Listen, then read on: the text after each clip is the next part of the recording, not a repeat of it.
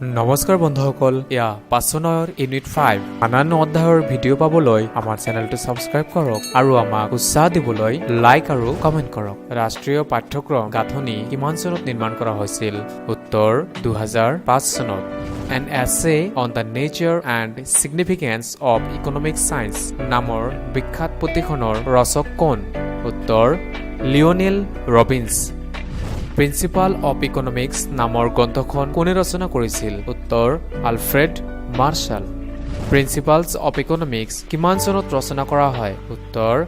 1890 চনত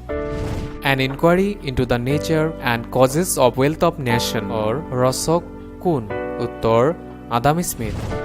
প্ৰাথমিক পৰ্যায়ত সমাজ বিজ্ঞানক কি হিচাপে অন্তৰ্ভুক্ত কৰা হৈছে উত্তৰ পৰিৱেশ অধ্যয়ন The Republic গ্ৰন্থখনৰ ৰচক কোন উত্তৰ প্লেটো আচৰণগত দৃষ্টিভংগীয়ে ৰাজনৈতিক নেতাসকলৰ লক্ষণীয় আচৰণসমূহৰ বিষয়ে অধ্যয়ন কৰে কোনে কৈছিল উত্তৰ ৰবাৰ্ট ডাল লেভিয়াথান গ্ৰন্থখনৰ ৰচক কোন উত্তৰ হবছ হিউম্যান নেচাৰ ইন পলিটিক্সৰ ৰচক কোন উত্তৰ গ্ৰাহাম ৱেলছ ধন্যবাদ আমাৰ লগত যুক্ত থাকক আৰু আন ভিডিঅ'বোৰ চাই থাকক